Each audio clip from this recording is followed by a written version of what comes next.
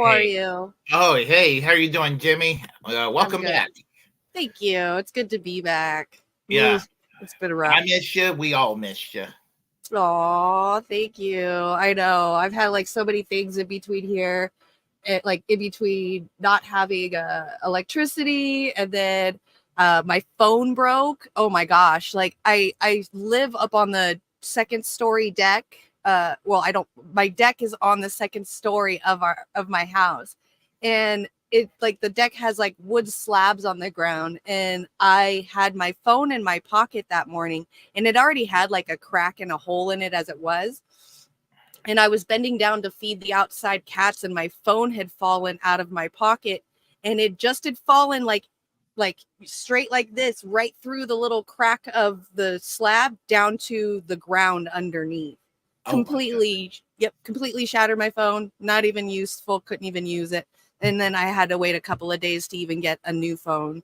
So yeah, but I have a new phone now. I'm so happy. I'm so stoked. I Brand new got a, phone. I Thank got a goodness. tiny little crack on my phone. It's not enough to annoy me yet, but I'm going to have to break down and get a new cell phone. I usually do it about twice a year. It's a little cheap Android thingy. So Oh wow. See, I just, usually just get a decent phone every couple of years. Like my one that I just broke was the Galaxy S10, and I got the new one, which is the S24. So that's how far like difference the last phone that I just had. I think I had it like 3 or 4 years. So no, if I can make it now the phone I have currently, I got just shortly after I came back from Rage Against the War Machine because I lost my phone on the train you lost your phone on the train? on the way back. Yeah, I was like, Oh what? no. I mean, and I had a few pictures. I had a picture of Shane and Sherry and the various people speaking and all of that. So I lost all of it. Oh no. See, I got lucky. They were able to just transfer everything onto this new phone. It was so nice. And then it even reorganized it. I just put like the free theme that I already have on it, and my phone is like literally feels like the same fucking phone. It doesn't even feel any different. Yeah, if I get a tax refund, hopefully, that's probably when I'll get my new phone. It'll be like I'll break down and buy a new phone. So, There you yeah, go. we got a couple of people here on the chat Yeah, we line. do. We got Miguel. We got Stream Mr. Element. H. It's good to see you, Mr. H. I haven't seen you in a while. Oh, and uh, Kitty. What's up, Cowboy Kitty? Kitty. We got Papa Hirsch. Yep, So, Hirsch is always holding it down in my chat because he's a yeah. rock star like that. Butterfingers head ass. For real, I know. I swear, I've had my phone for like 3 or 4 years, and then I drop it twice in a month. I don't understand what's going on with me. I try to be careful with my phone because I'm a very clumsy person. Me Yeah, too. I'm all thumbs. I mean, literally, I am all thumbs. So I could imagine. yeah, I'm always getting myself in some kind of conniption or some kind of little episode or something. So Always. It's always yeah, something. Same, yeah, same. always. Hey, I was just thinking maybe we should get started. We, as maybe let everybody know what's going on here. I think Yeah. maybe we should start off with the first video. The Trump supporter that wants to get this, impeach Hunter Biden. That doesn't make any sense. What's up, Rick? The Hey, Rick, balloon how are is you? back. And What do you Ed mean by Hell the is here. balloon is back? How's the pizza What does he going? mean? What? What does he mean by the balloon is back? Is this an inside joke that I missed? I don't know about any balloons. I know Warren had the Chinese balloon on his thing. Ed, what's up? Yes, I am alive. Sorry. Yeah, I was thinking. Yeah, I was thinking about Warren's balloon Chinese episode. balloon. Yep. Yeah. Okay. I don't have the balloon. I do have a little thing right here up at the top. It says try out experimental AI features. Maybe I can make a balloon go across the screen one day. Sorry, I'm getting ideas now. Oh, okay. Well, maybe we'll have a balloon going across the screen eventually. eventually. Ed says reports of another spy balloon over Colorado. Are you serious? I'm just was saying literally like 20 minutes ago how fucking gullible I am. So you got to tell me if you're joking or not. I don't know. It's believable, and they will want to. You'll hear people wanting to shoot down the balloon. I've gotten into some arguments with people about that a few months ago. Oh, I would have shut down that Chinese balloon as soon as it crossed American airspace. Yeah. Yeah. Ask her. I think he lives right there on the beach where they shot it down at. There's like, I think he was saying like a bunch of people were saying that they were going to shoot down the balloon out there. So Yeah. It's just like easier said than done. I mean, it's just kind of like an international incident could have been provoked, and I think that Chinese balloon, didn't have jack shit up there. When you have satellites in outer space, they were trolling us. Yeah, for sure. And the joke is on us, of course, and it's deserves to be on us. Yep. So, yeah. Yep.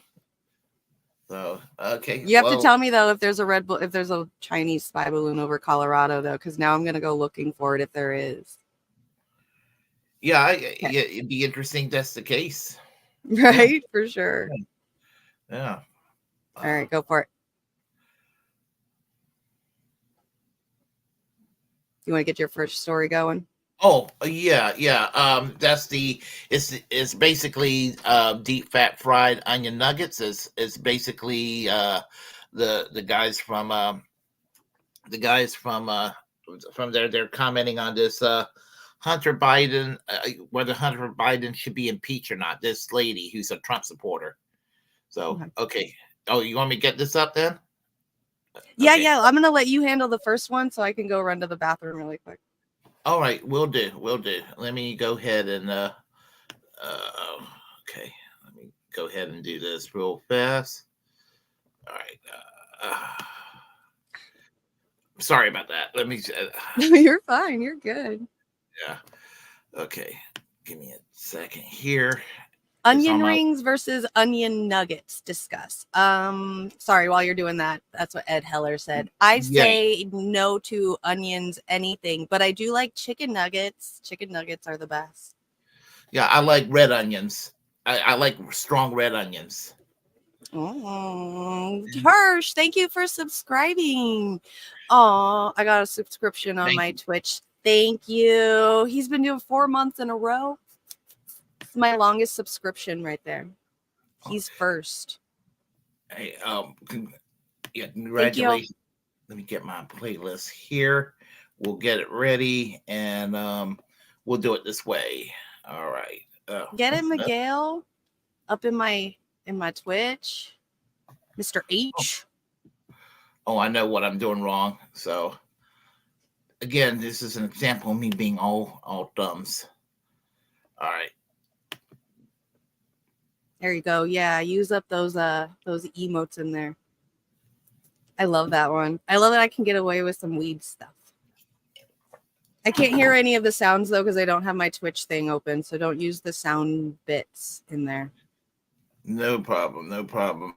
You have onions waiting on your stove as we speak. I'm sorry. I hate onions. I am so anti-onion. Any onions, they're gross. I don't like them. Even in onion rings, like if somebody orders onion rings and I have to eat them too, I will pull apart the onion ring, pull out the entire onion itself, and then just eat the baked part. Oh my God! You believe in the onion revolution? Oh, there's a comedian. There's a really funny comedian from England. She's hilarious. She does that show where like she talks about historical stuff, but like she says really weird stuff, but she's really serious about it. I can't think of her fucking name. She is hilarious. Oh my gosh, she's so funny. And she just did something about she said something about the onion revolution, asking a guy, and he said no, it's some kind of other revolution, and she's like, no, keep it on the point, I'm talking about the onion revolution. And it reminded me of that shit's hilarious. You don't like onions? I don't like onion rings. No. Exactly. Deep fried breading 2024. That's all I like. I'll take out the onions, just give me the breading. I'm cool with that. It's like eating French fries pretty much. Sort of. I know what I did wrong. I'm so sorry. I'm not being very. Oh No, you're gosh. good. I'm hanging out with the chat. You get to work, boy. Yeah, I'll get it ready momentarily. Okay. I know where I goofed up. What'd you do? I had it on the documents itself. I need to actually go on the email for the click for the link to click. Oh, you should have said I have the link right here if you want me to bring it up. Oh no, I could put it in the got private it. chat for you. Yeah, hold on. I got it. All I have to do is just open this document, and here we go. I'm gonna get it ready, set up. That's right. We're vibing. All right. We're vibing. Just chill, Willie. We're cool. We're vibing. We're talking about onion rings. Who's this broad? What up, Warren? I don't know who you are either. Get the fuck out of here, stranger. Extra Bullala. Is that what your name is? I don't know who you are. You must be an old white dude. Sounds like it. Oh, hold on. Oh, okay. Let me pause that for a second, and let me get the window open up here, and we're gonna show it to everybody. Big secret. Hey Warren, I liked your Jimmy been extra absent. Fuck out of here. I watched your video yesterday. Saw that you went and trolled a certain booby person again. Oh, I don't understand why you keep going over there and trolling that poor man. Just let him enjoy his beautiful, scrumptious nipples. My gosh. Sexiest nipples I've ever seen in a man in my life. Shall I get? He's even got like the ready. Shadow from the boob. So hot. Yeah. Nipplegate 2024. If he's watching, he's going to be mad. So bad. I'm sorry, Nays, if you're watching. I adore you, and I like your nipples. I think they're beautiful as a female. Yeah. So I'm just saying. Nays, if you're watching, I never ever thought about your nipples ever. So, all right. So, okay, I guess we'll get started. Okay, I'm gonna let you do this while I run to the bathroom. Oof, you look like kind of a snake. Okay, it goes into repeat. So, snake with those weird kind of a snake. Look at your face, kind of a snake. I can't believe a bitch that looks like this is calling anyone else a snake. It looks like a snake. I mean, this bitch looks like she's literally about to transform into a snake, bro. Look, that scene she's like Conan. Halfway through the Conan the Barbarian like, Thulsa Doom transformation sequence right now. Taking her snake form, dude. Yeah, give her a break. Okay. I think he should be impeached. Yeah. Impeach him real quick. Impeach Hunter Biden. Good. Impeach him from what, you moron? What do you think of Hunter Biden? I think he's kind of a snake. Oof, you look like kind of a snake with those weird kind of a snake. Look at your face, kind of a snake. I can't believe a bitch that looks like this is calling anyone else a snake. It looks like a snake. I mean, this bitch looks like she's literally about to transform into a snake, bro. That scene she's like Conan. Halfway through the Conan the Barbarian Thulsa Doom transformation sequence right now. Taking her snake form, dude. Yeah, give her a break. Okay. I think he should be impeached. Yeah. Impeach him real quick.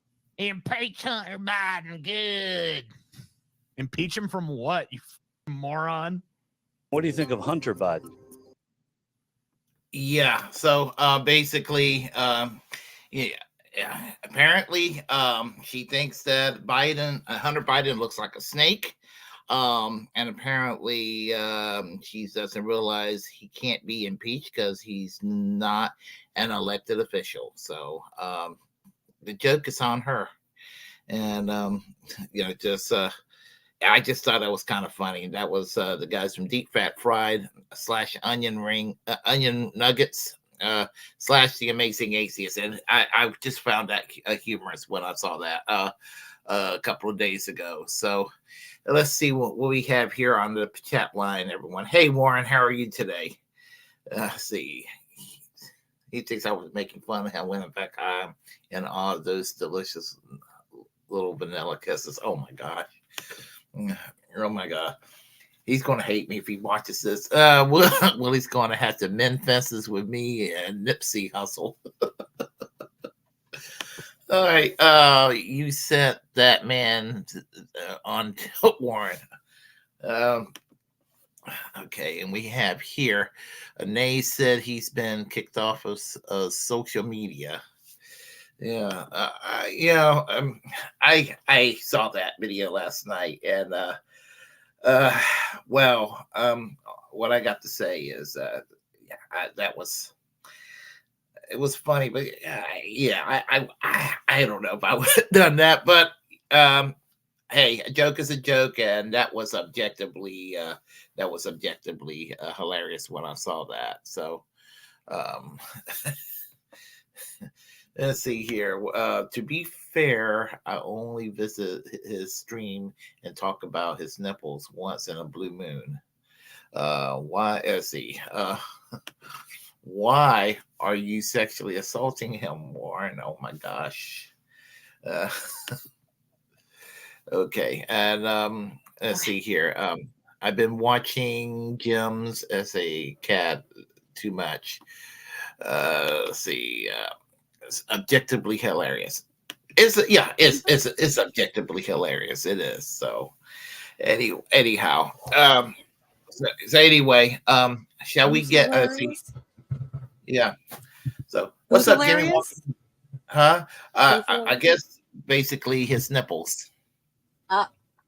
You guys are still talking about the nipples? Yeah, apparently they're the points of controversy right now. Aww. Yeah. Nobody's sexually assaulting it. Aww. This is why I never do a podcast shirtless. Look, right? Yeah. Yeah, to be fair, all right, there are, like I said earlier, there are at least 10 to 15 other dudes who think the same thing out in Twitter, who have an entire Twitter private message group dedicated to it. So, Warren ain't the only one. So, just saying. Oh, yeah, look at you guys, Kitty. So, this was the last one that was really never came around. She's finally coming around. It's a girl. And if you look, she's fucking pregnant. Yay. So you're going to have little kittens around very soon. They're going to be wild. She's not even mine. This is an outdoor. I don't even know whose cat. This is probably a wild cat from out here. But yeah, no, now I've got to figure out what to do with this thing. It sounds like you might have a new pet. No, not allowed. I will be kicked out. Oh. Well, I think I've told you I had one time that hung around and everything, and a little tuxedo black cat with a white paws and white mouth and little white,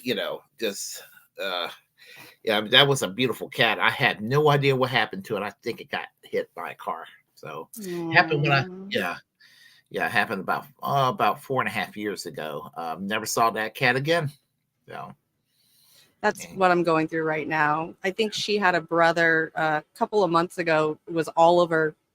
That was the other cat that was running around here. He was beautiful. I loved that cat so much. They were the same height, kind of the same, different colors, but kind of the same look. And right after Christmas, he just disappeared, and I haven't seen him since. Yeah, that's sad. I mean, and I had, I had a dog that disappeared once on me when I was growing up, and I think that dog is, obviously the dog is dead now because we're talking about the late 1970s. So obviously, yeah. So I guess we should go on with the next story, and that's Vosh who ain't horsing around, if you know what I mean, when it comes to Julian Assange. So he's decided to talk about Julian I don't think Assange. using Vosh and horse in the same sentence should be allowed. Just Yeah, well, what he had on the computer was very disturbing. Yeah. So, Yeah. yeah. But he's kind of fucked in the head anyway. So I highly expected it. There's some weird white dudes out in California that have those kind of things. When I watched Vosh for the first time, I was like, it could be a possibility. I mean, they're they have the Mexico donkey show. Today for a could give reason. WikiLeaks founder Julian. I'm sorry about that. That thing just popped. My computer's acting weird. So what No, are you you're saying? good. Go for it. No, you're fine. Go for it. I apologize. I was just trying to get everything set up. All right, here we go. Have you heard about this guy called Julian Assange?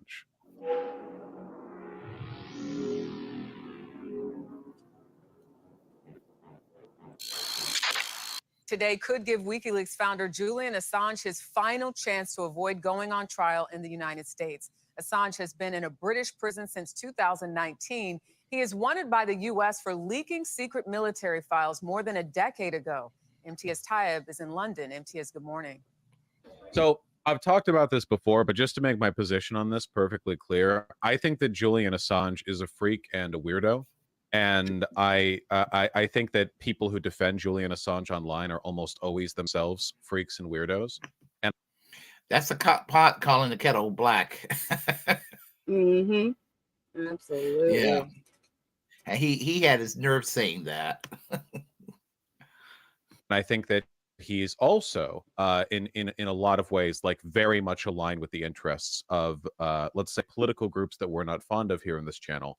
However, he should not be put in a U.S. prison. I have an almost like unwavering and unconditional support for the leak of documents. I know he did it in a very irresponsible way, but it like generally speaking, any kind of legal precedent established through the prosecution of leakers or journalists or anything like that, like this is a very, very, very dangerous, not just like dangerous precedent to set, just flat out, man. Like, hey, listen, if military secrets get leaked, that's a skill issue, man. Like, oh damn, military secrets got, maybe the military should suck less.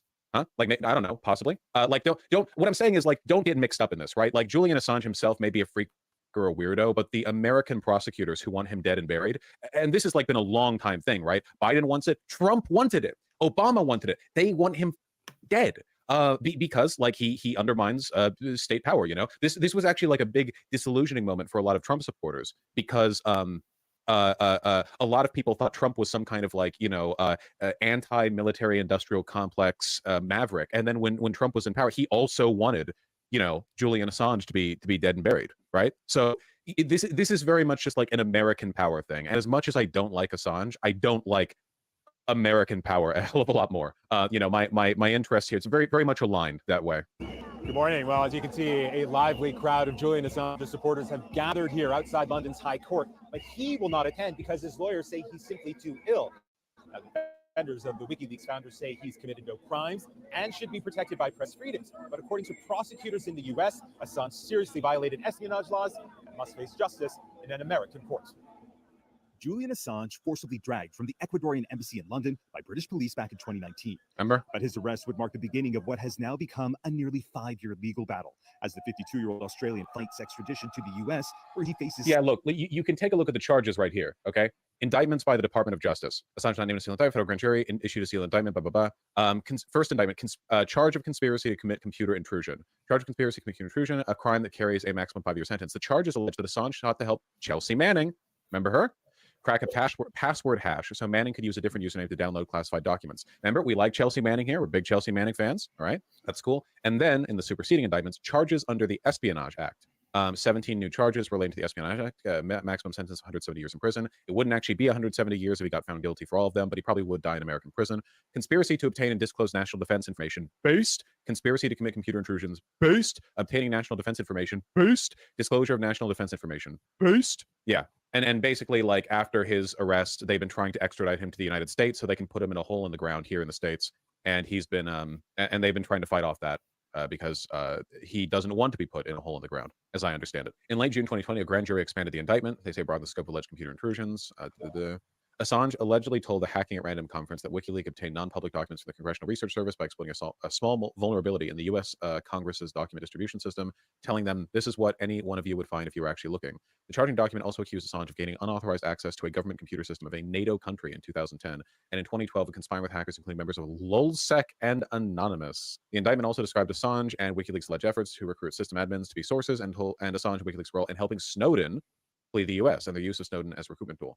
Again, like to be like Julian Assange's interests are not our interests, right? A lot of the stuff, like a lot of the patterns in the leaks that he's been involved in, the information that he's revealed, like his weird decision to back in 2016, basically he leaked a bunch of dirt on Hillary Clinton, but not on Trump. And when confronted about that, he was like, well, everyone knows Trump is bad, but it was pretty clearly just a partisan effort to favor Trump by selectively leaking stuff against Hillary Clinton. Like, I'm not against leaking, but selectively leaking kind of indicates a bias, which is less journalistic and more just you are using classified information to be another like political force. You're not really like pursuing truth here. So anyway, any words about that? Because I have a few myself.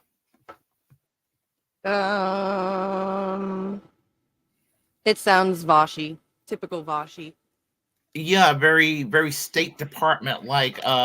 He dressed it up as, no, I'm technically pro Julian Assange, even though I don't really like him. I mean, and he's actually been on record saying that he wanted Julian Assange in prison. I can't find the video, but he did say that about a little over a year ago. And his quote, I'm going to paraphrase what he said: those on the left that supports Julian Assange has a hard-on boner for Hillary Clinton. In other words, Hillary Clinton, they hate Hillary Clinton, and this is why a lot of lefties are after, in support of Julian Assange. And honestly, yeah, I do have a hate boner for Hillary Clinton. I can't stand Hillary Clinton, but I don't know if he was pro Donald Trump. I mean, yeah, but he spoke the truth about what happened in 2016. There was cheating in the Democratic primaries. That can't be disputed. I don't, and obviously, in general, the man should not be in prison for 175 years, and they might even try to give him the death penalty for all we know. But I personally think that that there's not going to be any extradition. They're going to keep him in Belmarsh prison, and they're hoping that he, die on his own accord. So, yeah, no, I agree.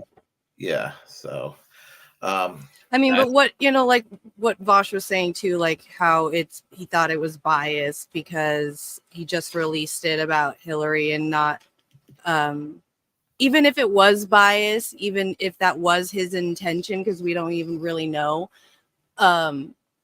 Even if it was, like, you're going to tell me that all the rest of media isn't biased. Vosh is going to sit there and tell me that he's not biased and weighs himself too. Like, that doesn't mean that you're not a journalist. You can still, release stuff in a biased way that still considers you a journalist, because the bar is so low nowadays anyway. It just seems like Vosh is just trying to figure out things to talk about and stir up the pot so nobody talks about his email or his leaks. So yeah, because he obviously has got a few leaks in his email. I mean, yeah, what's in his window there? Mhm.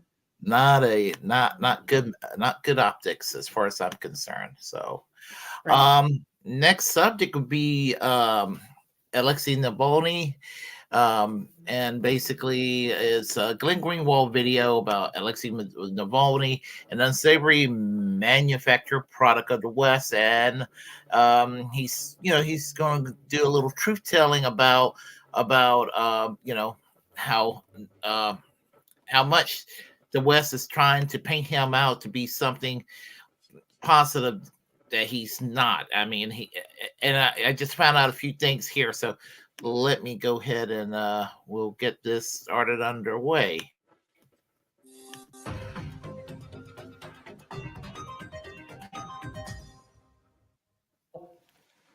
It'd be one thing if Alexei Navalny were some sort of gigantic figure in Russia. The only reason you know the name Alexei Navalny is because the West has turned him into this mythological figure. There was a documentary made about him. It won the Academy Award for Best Documentary in 2022. All of Hollywood stood and cheered for this documentary about the hero Navalny. In Russia, he's a minuscule figure. He's not some giant of the Russian political stage. He is useful to the West for propagandistic purposes, and that is why you have this incredibly inflated imagery of what he is. Here's Reuters on February 21st of 2018. Putin nemesis Navalny barred from the election, tries political siege. Remember when the proof of Russia's totalitarianism was that the opposition leader was barred from the ballot and then imprisoned? Isn't that a situation similar to what we have in the United States? Isn't it the case that the primary political opponent of the current government in Washington is in the process of being stricken from the ballot as a result of judges and Democratic Party leaders bringing cases to have them struck from the ballot, and is in the process of being criminally prosecuted by Democratic partisan prosecutors like Fani Willis in Georgia and Alvin Bragg in New York and the Obama DOJ? Why is it that when we hear that Russia is banning from the ballot the primary political opponent of Vladimir Putin and then trying to imprison him, we make one conclusion, but then we hear in the United States, the exact same thing is happening? But an actual significant political figure, not like Navalny, but Donald Trump, who is actually the president already, narrowly lost in 2020, is leading almost every opinion poll for 2024. When he is struck from ballots, when he is threatened with in prison, a completely different narrative about that is presented, even though they're the same acts. And I know a lot of people just intuitively believe this is what propaganda does, this is what tribalism does, is that we just inherently believe that when it seems like the two things are the same, the fact that one is happening in the United States and the other is happening in Russia means they're completely different. Question, though, whether or not that's what you believe because you're an American, because you were born in the United States, because you've been told from childhood that that's how you should see the world. Here is Reuters. Now, this is not RT. This is not Sputnik. This is not Tucker Carlson, whoever you want to dismiss as some sort of pro-Russian source. This is Reuters in 2018, which said the following, quote, opinion polls put Navalny's support at less than 2%. And many Russians who still get much of their news from state TV say they do not even know who he is. He's incredibly more famous and more notable and more popular in Western political capitals than he is in Russia. The idea that he's a threat to Vladimir Putin in any way is laughable. Let's try and remember as well a couple of things about who Alexei Navalny is, the new hero of Western liberals. From Yahoo News in February of this year, actually yesterday, Alexei Navalny's, quote, far-right racist past brought back in spotlight after Putin critic's death. As world leaders pay tribute to Russian opposition leader Alexei Navalny, some have drawn attention to some inconvenient aspects of his past. Really, what's inconvenient? Quote, as Western politicians pay their respects, some more uncomfortable aspects of Navalny's career have been brought back to the surface. Quote, Navalny took part in the Russian March, an annual demonstration that draws ultranationalists, including some who adopt swastika-like symbols. Oh my, that is uncomfortable. Quote, he has never apologized for his earlier xenophobic videos or his decision to attend the Russian March. Rahman appeared to be referring to a notorious video from 2007 in which Navalny appears to compare Muslim immigrants in Russia to cockroaches as he advocated for gun ownership. In another video, he is dressed as a dentist and appears to compare migrants in Moscow to tooth cavities, Radio Free Europe reports. He says, quote, I recommend full sanitization. Everything in our way should be carefully but decisively removed through deportation. Shortly before releasing both clips, Navalny was expelled by the liberal Yabloko party over his, quote, nationalist activities, having participated in the Russian March, an annual rally associated with ultranationalist far-right groups chanting slogans such as Russia for ethnic Russians. Now, anyone in the United States who has a past like that, who called immigrants cockroaches, who advocated gun control, as handing out guns as a way to exterminate them, as cockroaches should be exterminated, who attended an actual neo-Nazi march, I don't think they would be described as having an inconvenient or uncomfortable past. And yet it is amazing, just like we find in Ukraine, with all the neo-Nazi militias in Ukraine that the American liberals love and want to arm, that if you're somebody who doesn't love the Democratic Party in the United States, you will get called a Nazi and a fascist and a white nationalist. And American liberals and Western liberals will try to have you barred from the internet and fired from your job and basically expelled from decent society in every way. And then Western liberals encounter actual Nazis, people with actual neo-Nazi ideology, with actual overt ties to white supremacist and neo-Nazi groups, and they want to embrace them. They want to arm them. The hero Navalny. Here's the hero Navalny in 2007. Здравствуйте. Сегодня мы поговорим о борьбе с насекомыми. Никто из нас не застрахован. So just for the people listening, I'm going to just read the screen. It says background left, Alexei Navalny, certified specialist. Hello, today we have to talk about insect control. No house is safe from cockroach infestation. Ooh, where a fly gets in through an open window. And there's all kinds of demons being shown as he says this. We all know the cure against flies, a fly swatter, a slipper against a roach. But what to do if cockroaches are too big and flies too aggressive?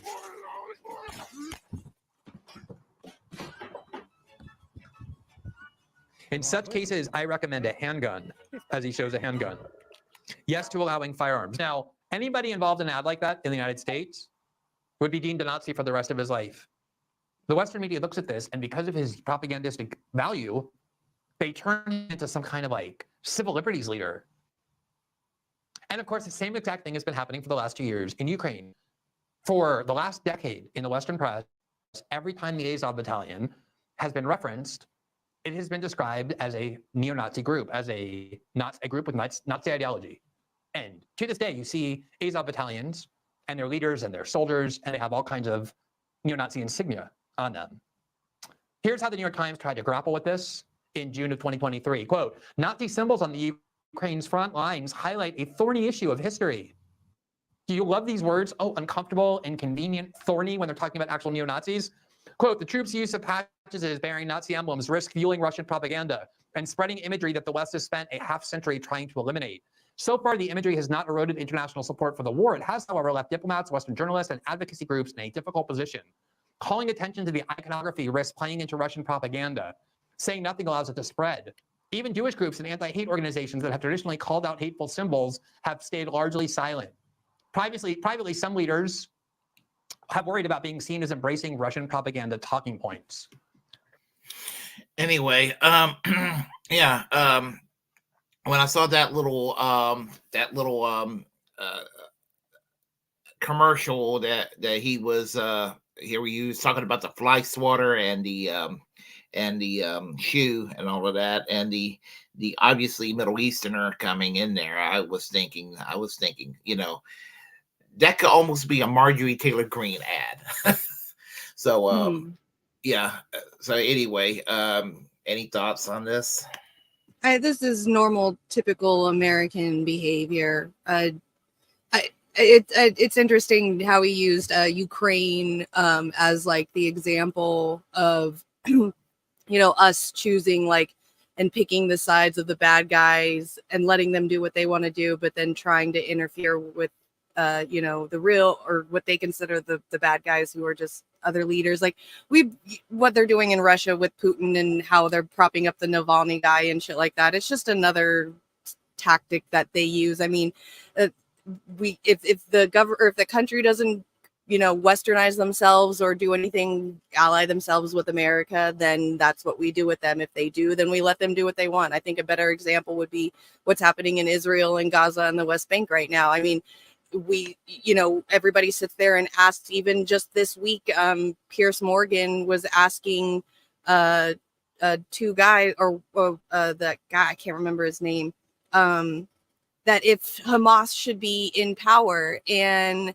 it's, you know, it's their government, like, you know, but then says like Bibi Netanyahu can stay in power if the people vote for it. Like, you're going to say that, you know, even though Hamas was legally elected because of the propping up of Bibi Netanyahu in their one-time voting elections that they actually had. So, you know, it's just more typical American, you know, strategies. I look at what we did with Libya and Gaddafi. So, you know, it's just what we constantly do. So. Yeah, yeah. With regard to Libya, I mean, what was weird was in 2005, one of the few things George W. Bush did that was positive was remove Libya from the list of terrorist nations. So it was like they no longer had a problem with Libya, but then Obama came in and Secretary of State Hillary Clinton decided to, you know, to bring back that old policy toward Libya, and you know, bring down that government, and yeah, you know, and just it's just And now look at them. Yeah. yeah, Now look the- at and Libya. It's yeah, horrible. slavery has returned to Libya. So what was his name? John Mearsheimer, I believe that's his name, the political scientist. I was watching Useful Idiots this morning, and with Katie Halper and Aaron Matei, and the name of I like to watch it again. It was a really good story about never trusting the United States, never trust anything that comes out of the United States. I mean, because you know, they will fucking lie, and people seem to keep falling for the same lies over and over again by our government. Well, if the government says it must be true, then oops, you know, oh my gosh, you know, how in the world could we have gotten duped? And then next crisis, they're believing the same State Department line again. Yeah. So anyhow, I guess we should go with the next story here, and that's I think somebody should make take that like little ad of Alexei Navalny and then throw like maybe take AI generator or something and have it be like Marjorie Taylor Greene doing the same thing, because I think that's like one of the few ways that actually hits Americans right in the face and makes them realize it is when they see it with their own people, their own side happening, like seeing it happening. And I think like with comedy or whatever, you know, that's like the way to do it, is kind of like that right in your face, like, you know, you're doing it too kind of thing. I think that would probably be the only way one of the only ways to get Americans to see. Okay, I just thought of something. Nobody knows who Turncoat Don is, because that sounds like something Turncoat Don would. That's what I was thinking. Yeah. So, yeah. Are you sure you're not Turncoat Don? Because that just sounded very Turncoat Donish there. No, but I mean, if he's looking for an employee, I'm just saying. Yeah, that's yeah. If I could string it together properly and make it sound funny, I would do it. But you know, yeah, that's a great idea for a video. Honestly, he is the Marjorie Taylor Greene of Russia, or was anyway. Right. Well, it was your idea, so. Yeah, but you know, yeah, I don't know. It's crazy. Okay, I guess we'll start with old Tim Dillon, who is my favorite comedian, by the way.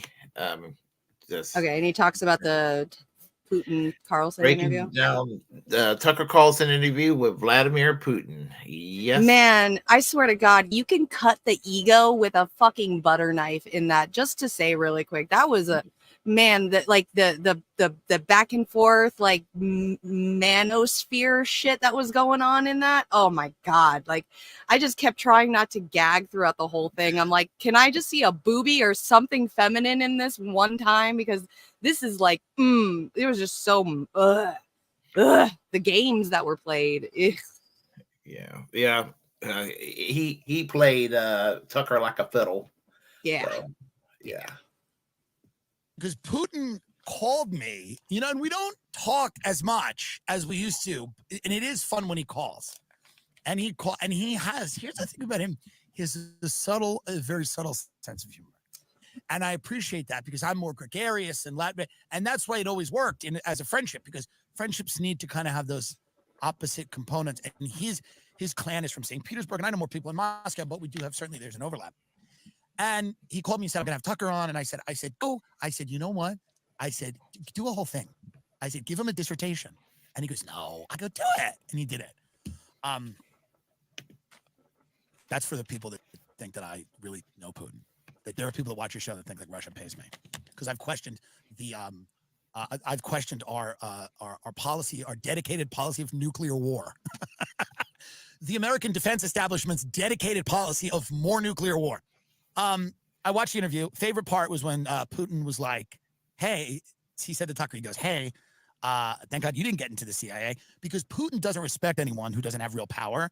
And what's cool about that moment is Putin actually respects like the CIA because he said, they were always our enemies, but he goes, a job's a job. And he kind of smiles, because if all you fight against is the CIA, you kind of have a respect for them. Which with Putin, his entire life, he's been fighting against this one group of people, right?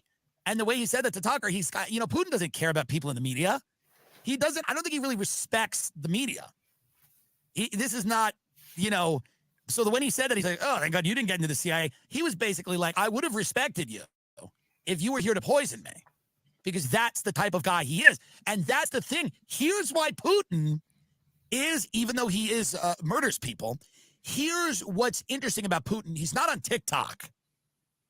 This is what we like about Putin. He's a relic of another age. Let's say that about him. He's an armchair philosopher. He's grandpa. If, grandpa had hundreds of nuclear weapons, he's a relic. He's not really interested in the new media landscape. We can say that. That's not, he's not interested in that. What Putin orients himself from his position. He's the first answer was 30 minutes. He goes, this is why I believe what I believe. Is it junk? Was he filibustering? Is it whatever? None of that matters because this is the guy, this is his perspective. You don't live in Russia. So the reality of the situation is my interest is that America doesn't go to war with Russia in a capacity with nuclear weapons. And my interest is that America doesn't instigate a wider war in that part of the world that becomes a war that we're fighting. This is my instinct. This is not a veneration of his worldview per se, although there's certain things he says, which I completely get it. And there's certain things he says where I go, okay, I was a debate guy. I know kind of what he's doing, but that moment was my favorite when he kind of has that aw shucks moment, because the fun of his life is over, by the way. The fun of his, like he's at the top of the mountain. It's very lonely. He's got the big desk, but I'm not comparing myself to Putin. I wish that if I was on Ozempic and it really worked, perhaps, but no, what basically the thing about Putin is at this point, he's only living for Russia or what he thinks Russia is. Like his friends are all older. They're all dying.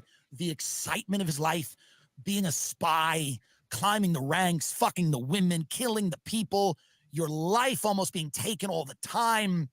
That's kind of over. That's over. It's now become, now he's of course trying to outrun these coups. That's why the Prigozhin thing, he probably felt alive again for the first time. He's like, oh, I got to kind of take this plane out of Moscow. He probably felt alive. He said, this feels like the old, I guarantee you, at some point to one of his friends, he said something like, well, it feels like the old days. Feels like the old days. Because he's had absolute power over there for a while. And he's gets boring. And that's why people are like, this interview is boring. That's what everyone said. It's boring. I don't like it. It's not fun. That was the critique of the interview. It's boring. It's not fun. It's not interesting. It's boring. Where's the back and forth? Where's the yelling? I want them to yell at each other. Yeah, it's a little dry. It's a little dry, but that's what it is. What do you think Putin, like all these people, this is what's interesting about the QAnon cult. The QAnon people, again, not all wrong. We know that. But they're wildly speculative about most things. And they're just downright insane about others. That there are body doubles, people have died, but they've been replaced. JFK Jr. is coming back. But by the way, you want to talk about if JFK Jr. is alive and he comes back and he runs with Michelle Obama, it's over. It will be over. But what I mean by the QAnon cult is that politics by its very nature is boring. I think the hardest thing for us in our society to wrap our heads around is that there is a banality to the evil that we see in the world. It is not nearly as exciting as we think it's ancient blood cults and shape-shifting lizards and all the things, but what it really is the cold marble floors of a bank in like Geneva. It's the high heels of a woman walking across the cold marble floors of a bank in Geneva. It's a very short phone call on a line that people assure each other isn't being tapped. It's a lunch where people are very vague about their intentions, but there's an underlying discomfort. There is a banality to it. That's where obviously the phrase, the banality of evil. It's what and we just aren't built like that. So much of American culture has been imagined by Hollywood in spurts of 2 hours and hours on TV, or half hours even, storylines that have beginning, middle, and end, and they are filled with intrigue. And it's not to say that there isn't intrigue in the world. It's not to say that things aren't interesting, but that's really what it is. It's not these, it's this guy's talking about czars. He's talking about Vladimir being this guy being baptized. And this is like the greatest, one of the other great moments is Tucker's like, where are we now? And Putin's like, 1500s. He's like, 15. You know, you will fall asleep. That is most of the things where people are being killed. If you were to get a full accounting of them, you would go to sleep. This is not an episode of a show you like. This is not White Lotus, where at the end of 8 episodes, we're like, who kills who? White Lotus, you know the body's there. It's in episode 1, so you know it's all heading somewhere in episode 8. But if I were to sit down, and not that I would do it, but if a scholar were to explain to you the Israel-Palestine conflict or Russia-Ukraine, you would be in bed. You'd be in bed. You're killing each other. Wait, what? Prince Philip? Vladimir being baptized, the Cossacks or whatever, it's boring. And then I think people just have this idea, and you could see there were certain moments in the Putin interview, because my interest isn't politics, it's always the human angle. There was just certain moments, and that was really one of them, where Putin's like, a job's a job. And the way he said that, you know, he was basically saying that was the fun of my life. That was the excitement of my life.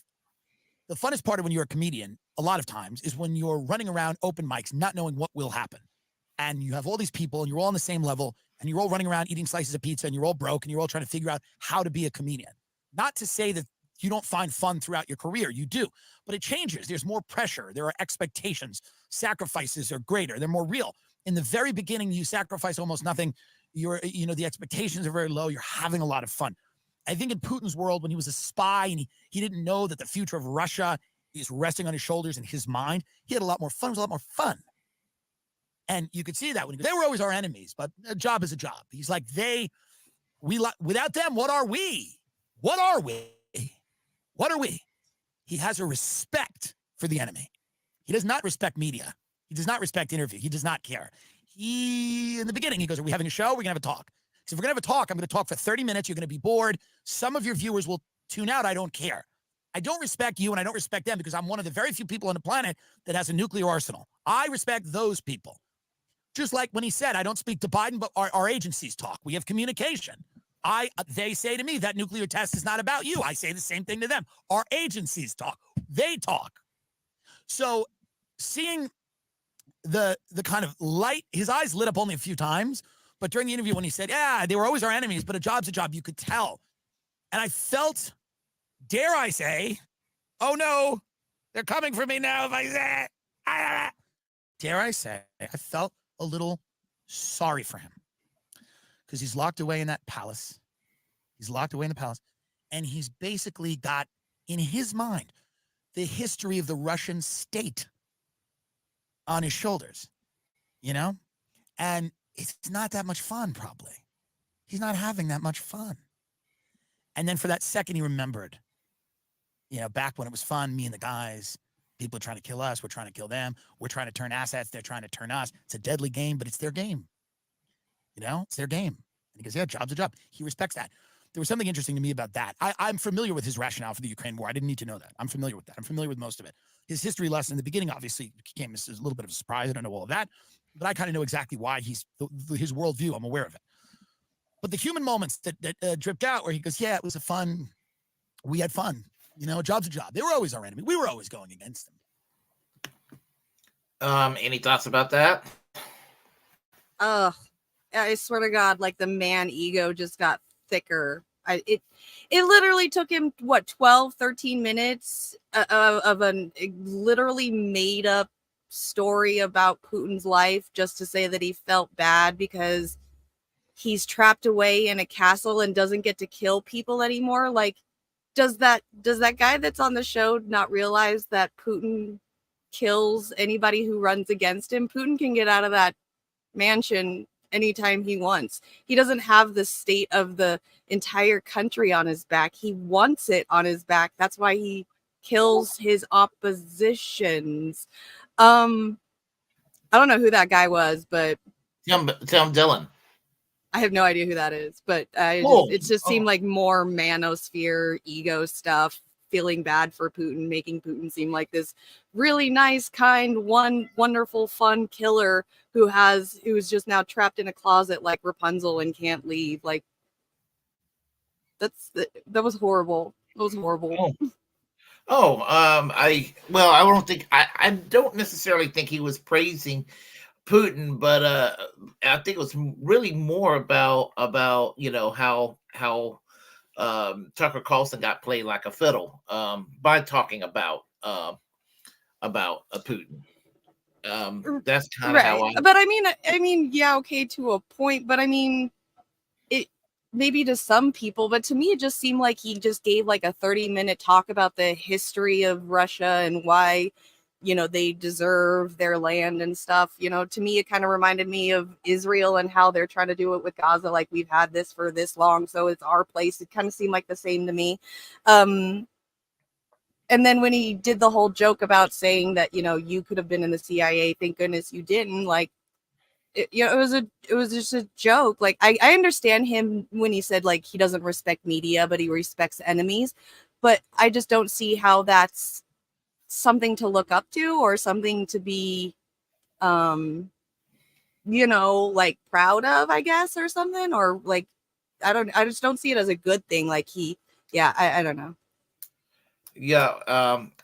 Another angle I'm looking at with Tim Dillon is that, he sounds like, to me, he sounds like he's critical of the U.S. policy toward Russia currently, the U.S. NATO policy, which, and that's kind of how I'm interpreting it too. And it was just his kind of comedic delivery way of expressing it by talking about Putin and at the same time making a little jab at Tucker Carlson, because at the end, I still think the biggest thing I got out of it was Tucker Carlson got played like a fiddle in that regard.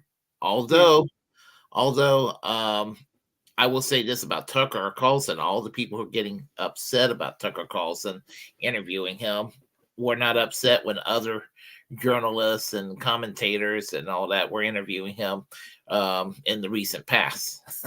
Right. Yeah. So he's just doing journalistic stuff. So I don't know. I think him interviewing Putin was a great idea. I don't see a problem with it. I heard a little bit about that, American media being pissed off at him for doing stuff like that, but hey, he got it. So yeah, I had no problem with him doing it either. And just the idea of people acting like he's some kind of a traitor for doing it. I'm not convinced of that. I'm not a fan of Tucker Carlson, but I'm just in that regard. Right. Next story is Roger Walters slapdowns Bono's pro-war positions. Let's see. Let me get everything set up here. And okay, hold on a second. I'm sorry. All right. Look how beautiful that stage is. How do we get a stage like that? That is unbelievable. So he's on stage, and Bono is he is the culmination of an establishment tool. So he wears a leather jacket. I'm sure it's vegan. It's pleather. And he wears sunglasses everywhere. And he talks about peace and loving each other as he props up the war machine. Because that's what he's doing. You want to see it? Here it is. So important that Alexei Navalny chose to give his up.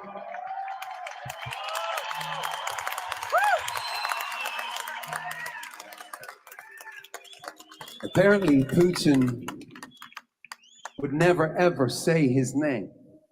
So Bono is doing pro-war propaganda right now. That's what that is. Just like Cornel West did when he praised Navalny. Navalny is an actual Nazi, is an actual white supremacist. He's reformed. He's an actual. It's complicated. And he's a CIA asset. Well, MI6, same difference, I guess. Both, no, CIA and MI6. Five Eyes in general. He's Western intelligence asset, And then you get this guy to prop him up. Why? Because they want to do more war against Russia. And so what he's doing now is pro-war propaganda. That's what Bono's doing as he wraps it in peace. We want peace. And how do we do it? By getting you to hate Russia more and Putin more, so you'll be for the wars. I mean, That's what this is. I know people don't like Bono, but can I just say fuck the Edge too? I don't think he gets trashed enough. That guy with the beat. Oh, is that who that is? Yeah, play the blues, Edge. Okay, here we go. So I thought tonight, people who believe in freedom, we must. If you believe in freedom, the freedom to say no to your goddamn album on my goddamn phone I didn't want, with a guy blowing on another guy's belly on the cover. Say his name. Not just remember it, but say it. Say it. Navalny. Oh my God. Alexei Navalny. Pol Pot, Idi Amin, Dalai Lama, Herman Goring, Julian Assange, whoops. Oh. Yeah. Whoops. No, you tricked us. Get him. Wow, Putin's got the same policy as Bono has about saying Julian Assange, like not saying his name ever. You mean the same exact thing that Putin did with Navalny? He's turned his rock show into an irrational hate fest of Russia. I don't understand how there's young people at this show. Is that his kids? I don't. You tell me. Who the fuck enjoys U2 that's below the age of, I don't know, 65? You got to be AARP to. You got to be into pretty this. successful to afford a front row ticket to a U2 show, or to give a remote shit about Alexei Navalny. Yeah. Imagine how rich you are to care about Alexei Navalny. I mean, I'm one of those people that owns nothing, and I've never been happier, like a real Davos man. So I can't afford it, but I understand people are real into it. Alexei Navalny. I don't believe those young people there. There's something up with that. So I like this guy, MI6 agent shouting out the name of a deceased fascist CIA agent, Navalny, while supporting genocide and staying silent on the imprisoning and persecution of journalist Julian Assange for revealing war crimes. So he doesn't do a chant about Julian Assange. Isn't that interesting? No, Iraq was a good thing. Yeah. As was Afghanistan. They're better off than when we got there, and they're really grateful to us and to the great work of Bono. You know, I think Bono actually was probably spreading AIDS now. I used to think he was against it. I used to think he was fighting it. Who's an MI6 agent? Bono. Wow, that's like if James Bond was an elderly Irish woman in leather pants. So here he is. He's going to sing in favor of Israel's genocide in Gaza. You think I'm kidding? And he couches it as if he's there propping up the victims. He's there propping up the genociders. Wasn't he anti-apartheid South Africa? But he's good with this one? Yeah. Yeah. Of what's happened in Israel and Gaza. A song about non-violence seems somewhat ridiculous, even laughable, but our prayers have always been for peace and for non-violence. So, except when I prop up the war in Ukraine and I prop up the hatred of Russia to do more war, and now I'm going to sing a song that props up the genocide in Gaza. Watch this. but our hearts and our anger, you know what that's pointed to. So sing with us. And those beautiful kids at that music festival. He's going to sing about those beautiful kids at the music festival taking place right across the street from a concentration camp. Yeah. Well, I mean, it seems almost laughable to talk about peace right now, so I get it.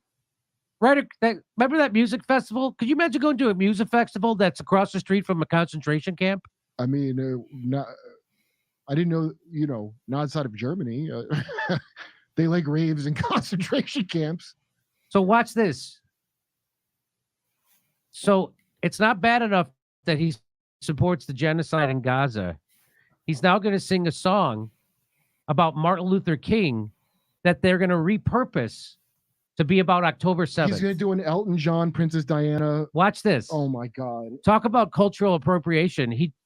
Watch this.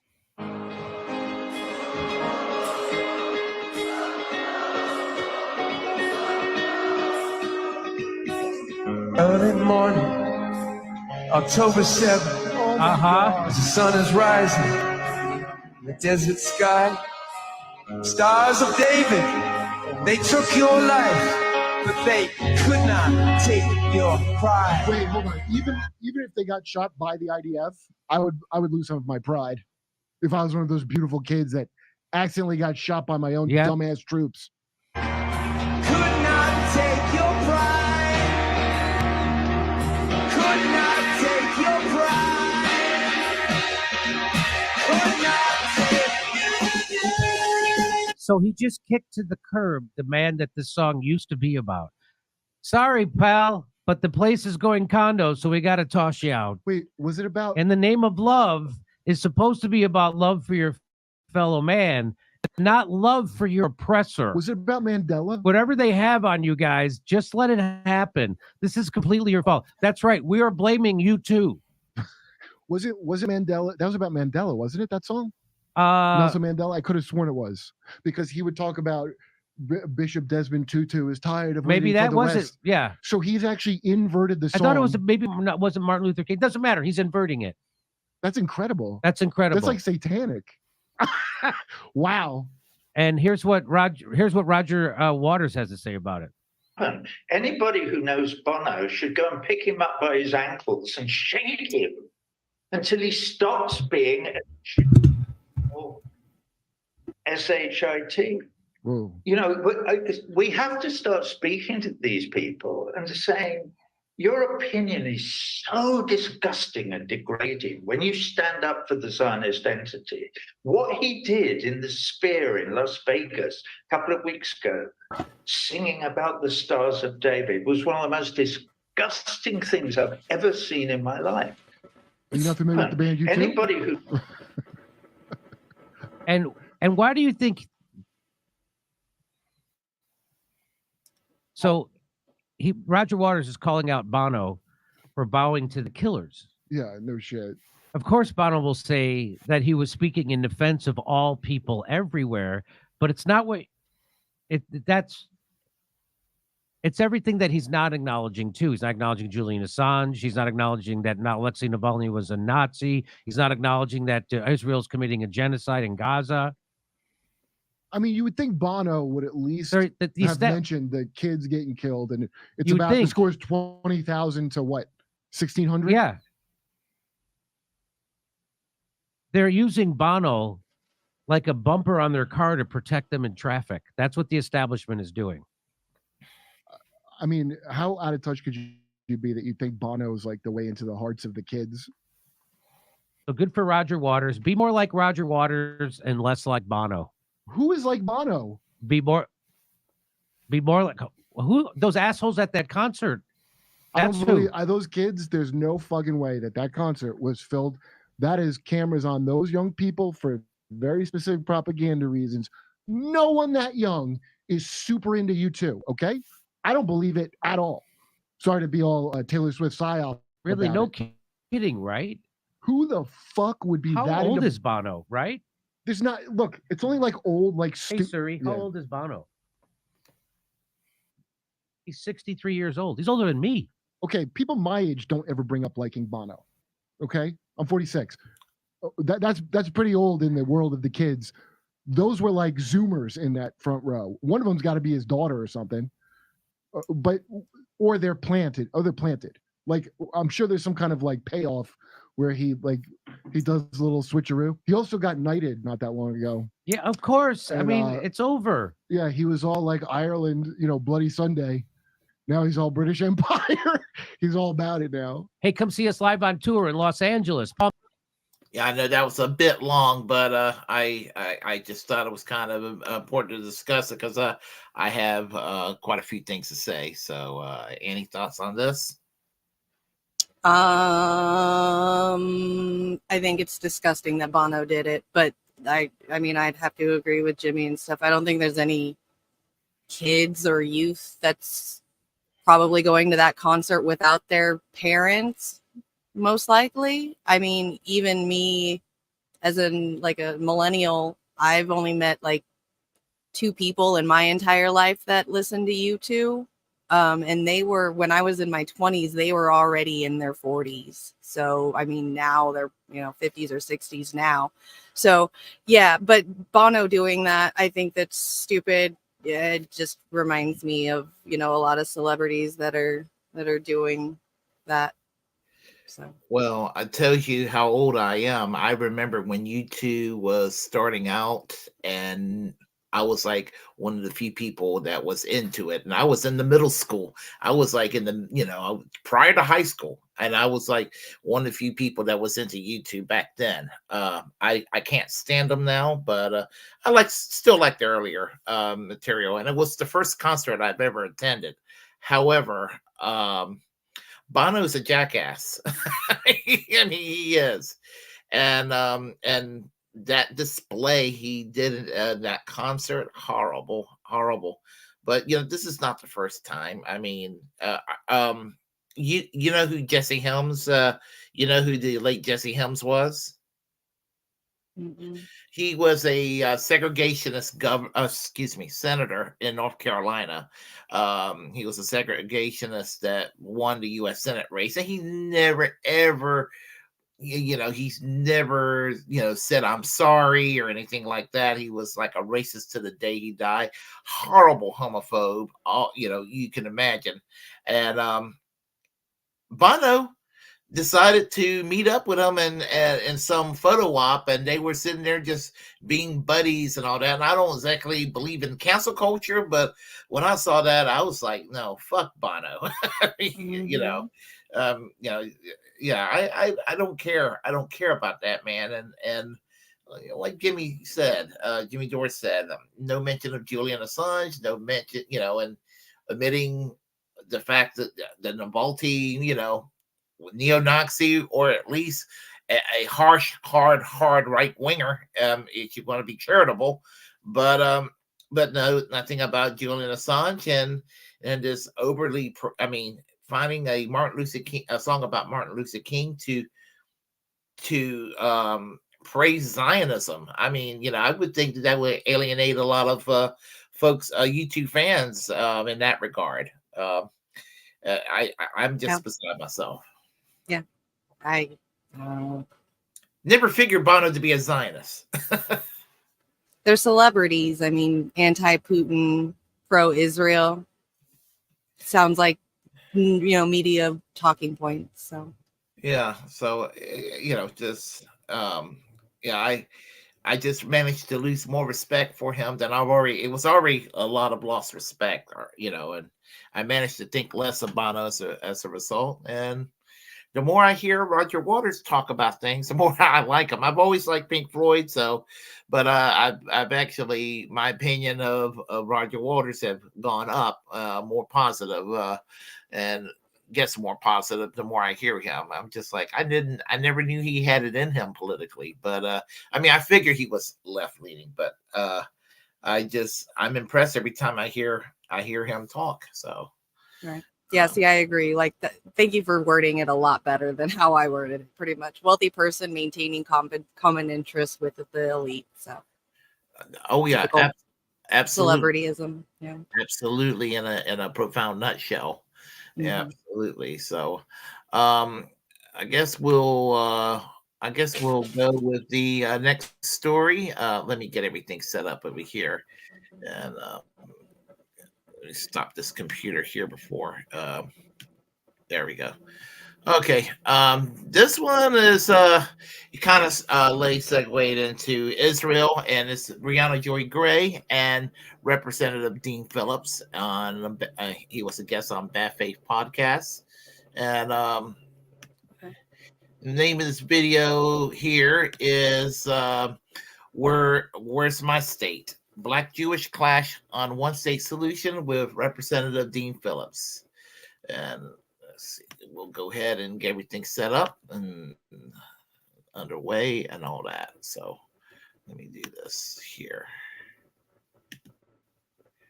What do you make then of people who push back and say it's a nice thing to say, but Biden is saying that knowing that it's not a possibility, one, because of Netanyahu, and two, because there has been this encroachment into Palestinian territory to an extent that it seems impossible. The experts seem to say it's next to impossible to imagine what a contiguous kind of a nation state would even look like at this point.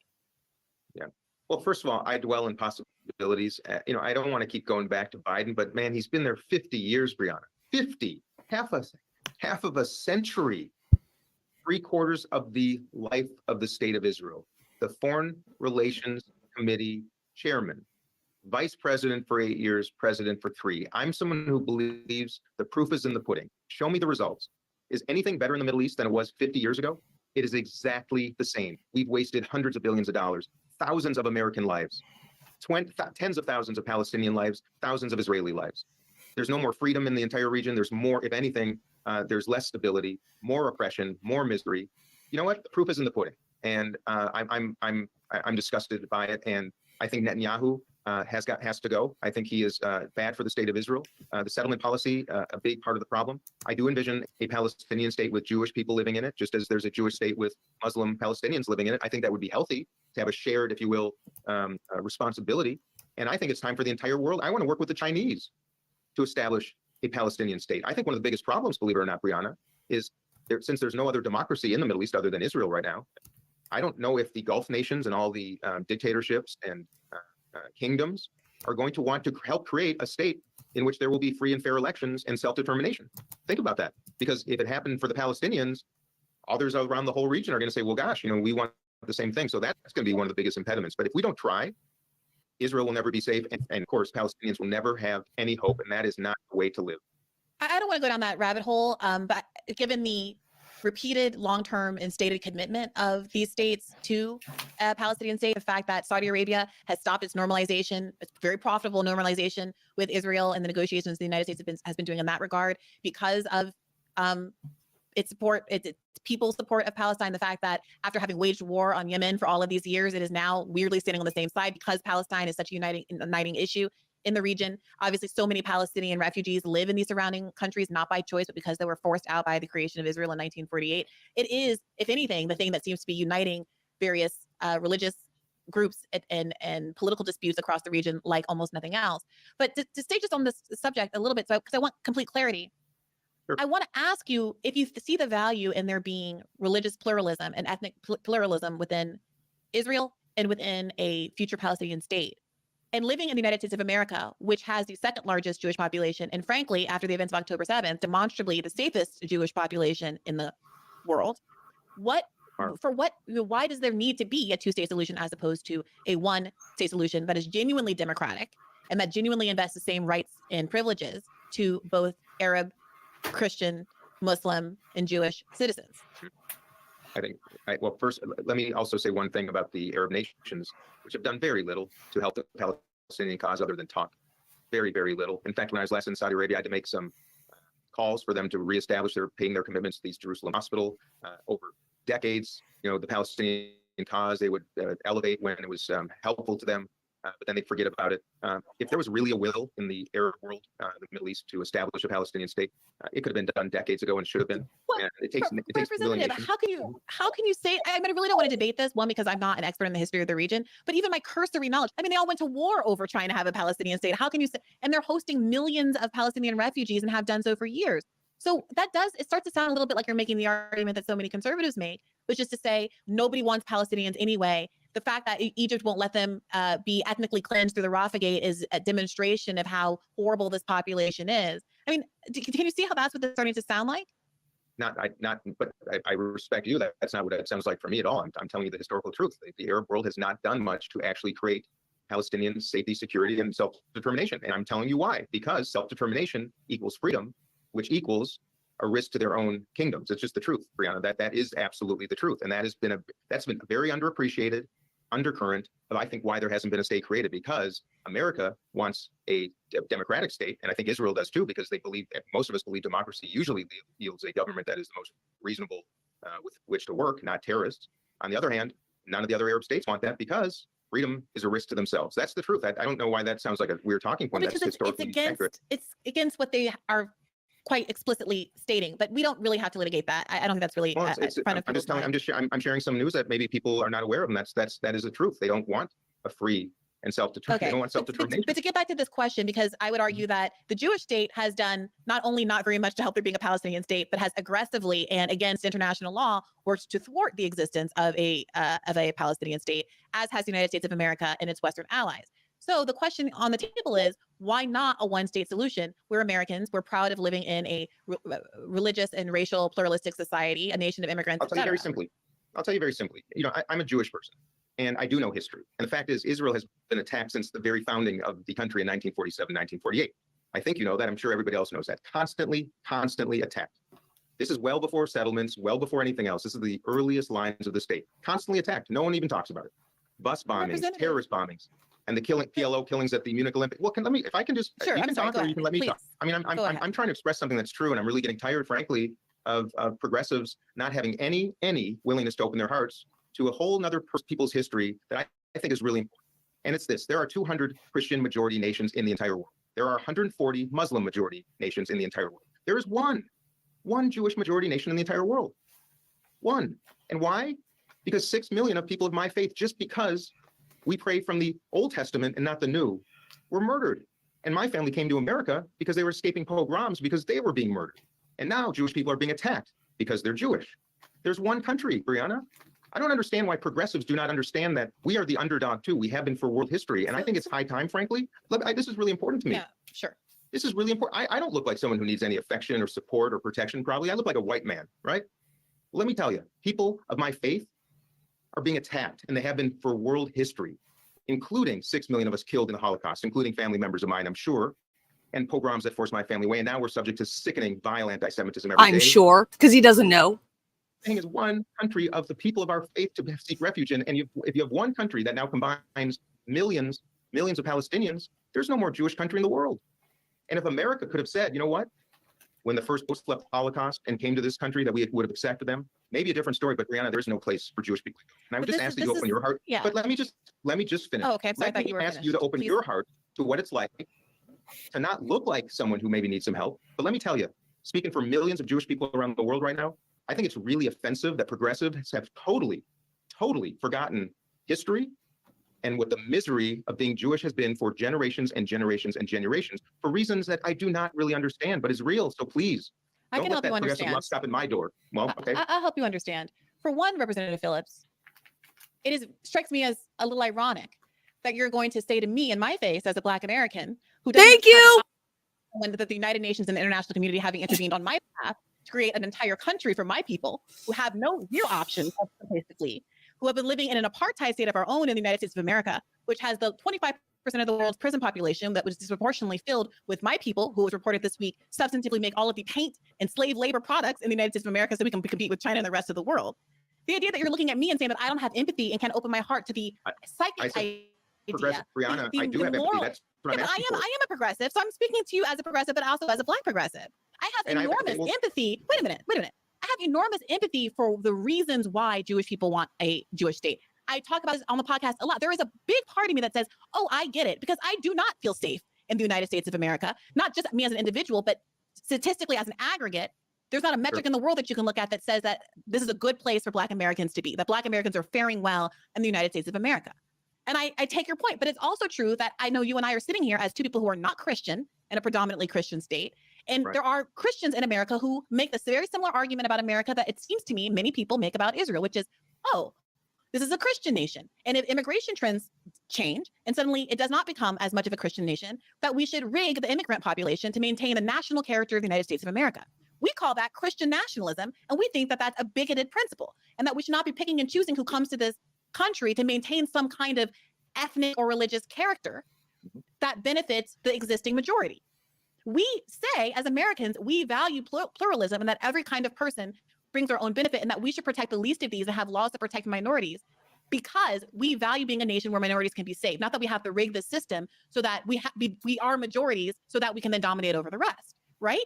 So it strikes me as much as I empathize. When you tell the story of Jewish ships full of Jewish people after the Holocaust being turned away, I've spoken at length on this podcast about how disgusted I was to discover that Anne Frank's father application was turned away, and how close they came to be able to immigrate to America. I'm disgusted by it. But the question is, why should the actions of an anti-Semitic America and an anti-Semitic Europe be paid for by the people of Palestine who had absolutely nothing to do with the horrors of Holocaust? Right. I mean, Brianna, first, let me strike at the heart of what you just said earlier, which is my empathy for Black America and the long tail of slavery that is so abhorrent and so visible and so obvious that I cannot believe we have not repaired that injustice. I want to honor that and acknowledge that. If anything, I'm telling you, I empathize with that. I was asking for mutual empathy, and I don't know if you just shared it with me, but I think you did. But you just asked a question of something that is just it's just so historically inaccurate.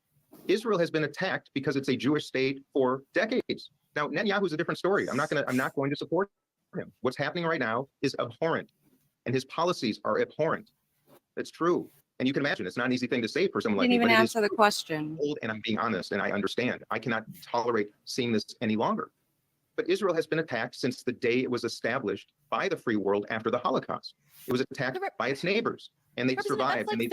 That's like saying that American settlers were attacked by Native Americans because they were white or because they were Christian. Oh boy, Brianna, holy moly, boy! I'm telling you, I got to tell you, I'm expressing empathy for Palestinians, for Muslims, for Black Americans.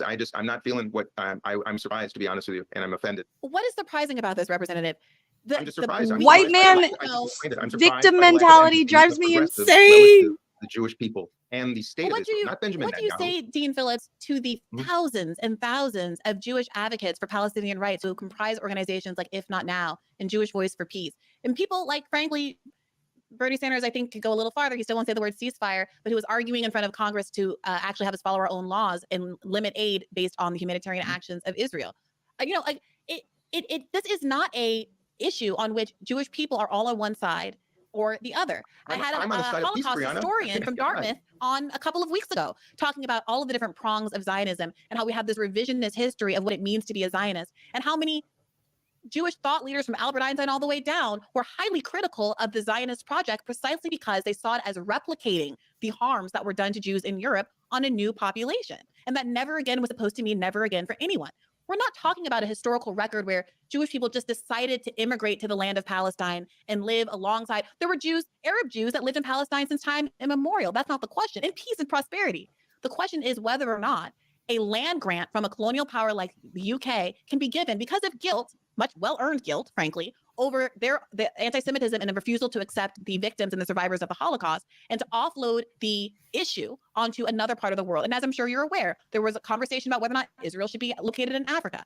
But for various reasons, and I highly recommend people go back to listen to our episode with the Zionist historian of Zionism, it ended up being in Palestine. And so that is a kind of original sin that I see as very akin to where the Jewish people originate. I mean, that's the whole That thing. doesn't matter. That's fine. That's fine. That's the whole point. That's where the Jewish people originated. Doesn't matter. You cannot have. There are Ukrainian Jews and Russian Jews and Polish Jews and French Jews and British Jews and Jewish people who've been living in Europe for centuries and decades, centuries and centuries. And on the other hand, you have Palestinians who are 80 years old, who are clutching the keys to the houses that they grew up in. They're on the other side of the wall, who have been told that they cannot go home because my Jewish friend who's born in Philadelphia gets to have a right of return, but they do not. Right. Like that is the injustice that we're talking about here. If we're talking about moral weight and what was deserved after the Holocaust, you have my utmost sympathy. You have my utmost empathy. But the question isn't what is owed. It is what is owed from whom. And why is it that Europe gets to offload its own responsibilities? If the Jewish state wasn't in Poland, I bet you a whole lot of people who had been chased out of their lands and put into concentration camps would have loved to feel safe in a land where they spoke the language and they had their own community and they had their own belongings and the like. But this is actually, I just want to start on that last point. I've always wondered why not put a Jewish state in what used to be East Prussia, which is now part of Poland. I mean, I just thought that would have gone a long way to solve this. Mm-hmm. Yeah, no, I completely agree. I mean, whatever. I wasn't alive when they were doing this, so I can only, judge Yeah, off I of mean, what they've already done and why they did it and stuff. You know, they could have done a lot of things different and we wouldn't be in this situation that we're in right now. So yeah, that grosses me out though, that guys like literally still playing the victim mentality of that whole like, you said something I didn't like, so you hurt my fifis. That's man. I mean, do I think that there's a lot of blame to be spread around in that whole region? Yes, but here's the thing: it, it was asking for a lot of trouble to go into this piece of area called Palestine. And I mean, there were Jewish people living there side by side peacefully with the Palestinians, but there was also a paramilitary group called the Irgun and the Stern Gang, which were fascistic and wanted a theocratic land. Basically, what Benjamin Netanyahu is doing to the Gaza is what Irgun wanted to do to that entire area of Palestine, and the Irgun is now the Likud party today, roughly, and so just thinking that this terrorist organization, which is as scummy as the Grand Mufti, who was a radical Islamic cleric that praised Hitler, both of them, horrible people. They're a goon, Grand Mufti, all of these folks. I mean, the whole, you get looking back in that history and everything.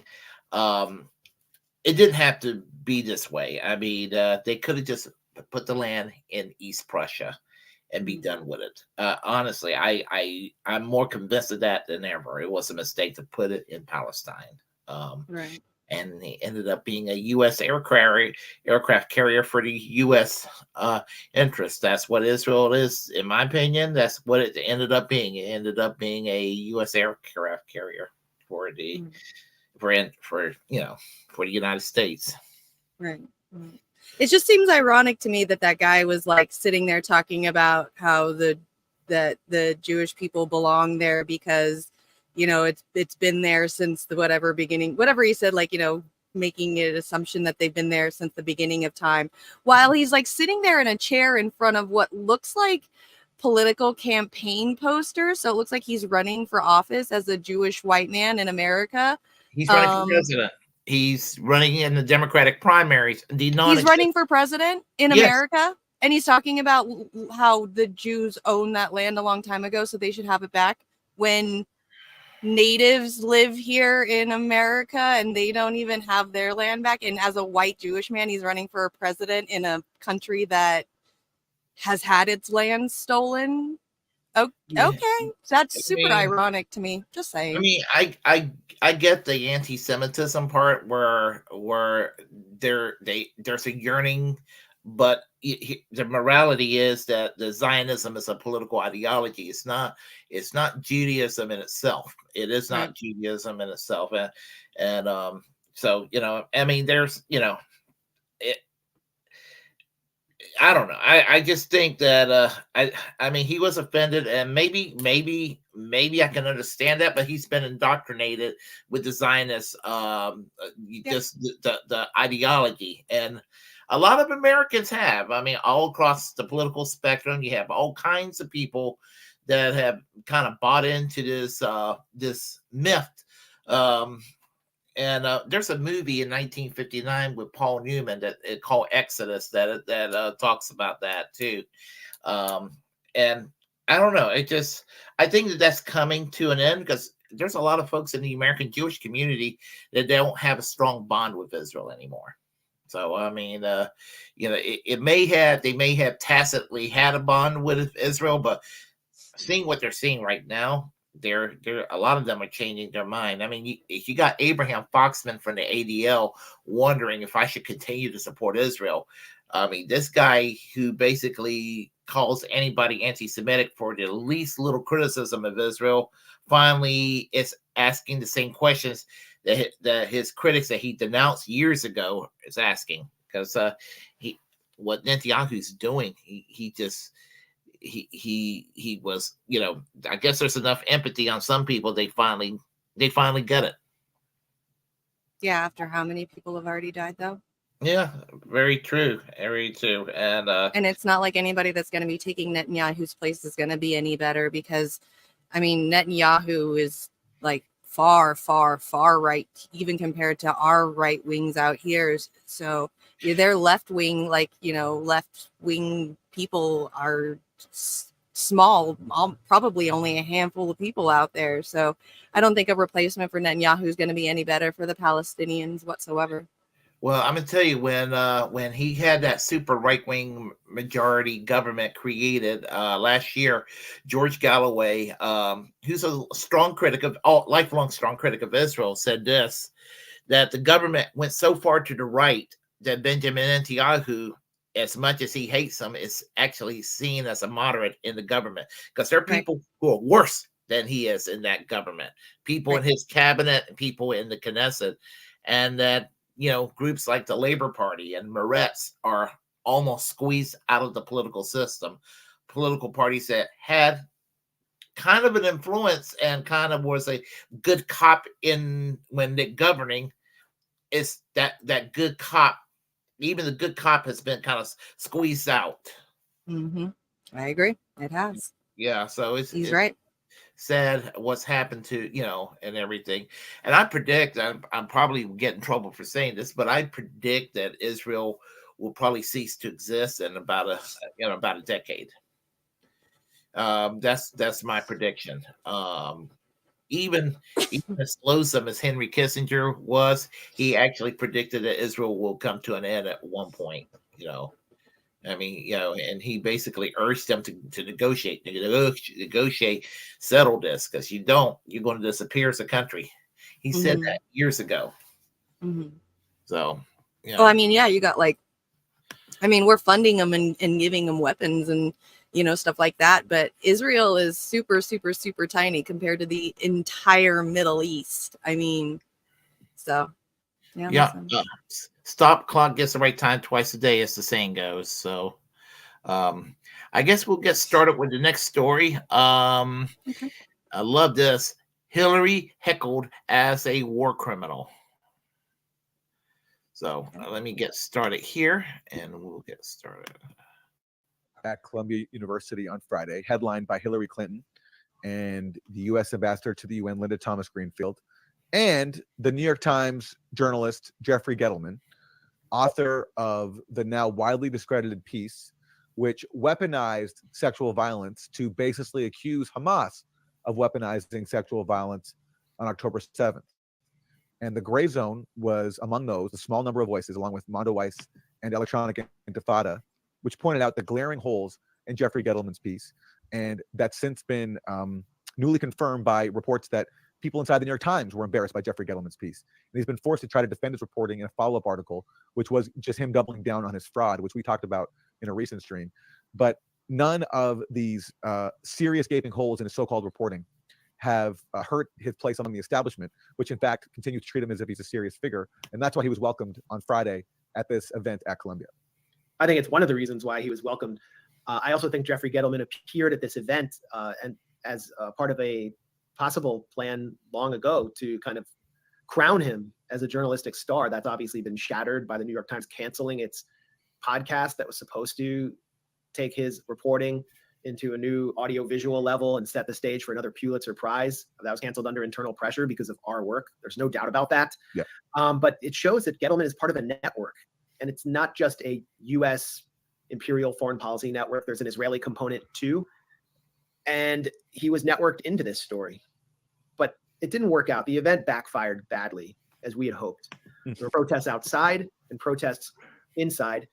Hillary Clinton is a professor of international and public affairs at Columbia SIPA, in addition to her description of herself on her Twitter profile as a hair icon, mom, wife, grandma ×3, lawyer, advocate, fan of walks in the woods and standing up for our democracy. She was also installed into this position as a professor. Her class has been described in various reports based on student feedback as extremely boring and not very informative. And her performance here was not only poor, but it was one of the few instances in which Hillary Clinton was held accountable for the vast crimes she's presided over. And since, in the past several months, she has been one of the most vocal cheerleaders of the Gaza genocide, using the hoax of Hamas mass rape in order to justify it. Here she is. That's my name. That's right. War criminals. The people of Libya, the people of Iraq, the people of Syria, the people of Yemen, the people of Palestine, as well as the people of America will never Violating the university code of Rotary. I'm asking you to leave. The delegates will now escort you out of the building. Thank you. Can you, sir? Sarba. Problem. The kind of hard work and the work that you will hear from the panelists today, I think By the way, solve the problem. Here's Jeffrey Gettleman sitting right in front with his pirate vest on. The kind of hard work and the work that you will hear from the panelists today, I think it's important that we. Okay, all right, we're gonna stop. We're gonna stop a minute, and I don't. You know what? Why don't all of you just interrupt me so that you won't be interrupting our panelists, so that we don't have this kind of disruption when we have people who are real experts in this area. And so, I think it's important to focus on the event we're here. People are free to protest, but they are not free to disrupt events or classes, and that is going to be the standards that we follow here and going forward. I want to show another angle of this exchange, because the people doing this are really brave. I mean, already on campus at Columbia, you're in an environment where you have students being attacked with chemical agents for speaking up for Palestine. You have an institution, if they're putting Hillary Clinton in that position, then obviously you can tell what the agenda is. So to speak out in a school, in an environment like this, is dangerous. But then you have people standing up, confronting one of the world's most powerful people as a war criminal. The people doing this are Muslim students, like women in hijab, who are already, vulnerable to attacks and discrimination. Well, here's an example. Not ashamed? Are you not ashamed? You're exploiting sexual violence for your own political gain. You're not bullying anyone. You've done this before. You've exploited and weaponized sexual violence in Libya to exploit sexual violence in Libya so that you can justify U.S. militarization and instability in Libya. You're doing that again to justify genocide in Gaza. You're doing that to justify genocide in Gaza. If you were truly enraged about sexual violence, you would be talking about the sexual violence in Palestine, the sexual violence that they endure by the ISP. Going to be the standards that we follow here and going forward. You're no feminist, you're a white supremacist. And then going through her record of weaponizing sexual violence in places like Libya, spreading fake claims of Gaddafi distributing Viagra to justify destroying Libya, calling her out in such a clear way. I mean, it's not easy to do. And I just really applaud the person who did that. Yeah, and that's why Bill Ackman wants to basically ban those students in their speech. Yeah. Getting in the way of this agenda, which has proceeded without much challenge for years. The only thing more delicious than that would have been Juanita Broderick interrupting her. I mean, if she's going to really take a stand against sexual abuse, then I don't see Juanita weighing in on the Hamas sexual violence claims, but because she's a pretty committed right winger. Yeah. But she did have her experience with Bill Clinton, and she's been speaking out about it and calling out Hillary Clinton for her hypocrisy. And then also there was the interruption of Linda Thomas Greenfield. Yeah. And unlike Hillary Clinton, UN Ambassador Linda Thomas Greenfield actually seemed to be bothered by being called out for her role in the genocide, because she, of course, in her position, has vetoed measures calling for a ceasefire and has pushed the fabricated claims about UNRWA, the UN refugee agency, the UN Agency for Palestinian Refugees. So Linda Thomas Greenfield was also there and got called out. And should we play that clip? Yeah, I thought you had it up. I got it here. Yeah. Well, she got shut down completely. I mean, they basically had to cancel they had to. This is it. I don't know why there's no button. Ask your delegates to now please escort you out. You are interrupting an academic event, and this is in contrast to the university regulations about time, place, and manner. You are now going to be escorted home. Okay.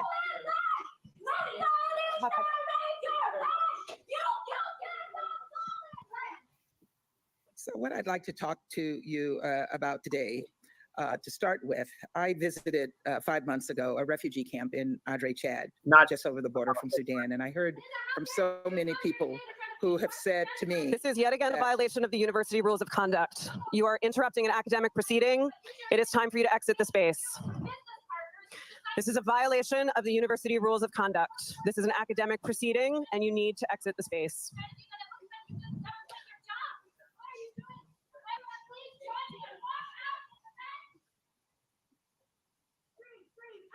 She's saying walk out of the event. I mean,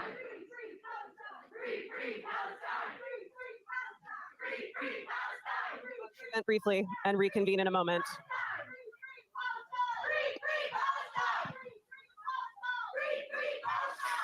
We embrace freedom of expression at Columbia University. This is a violation of the university rules of conduct as it's a disruption of an academic proceeding. Thank you for making your way out of the event space.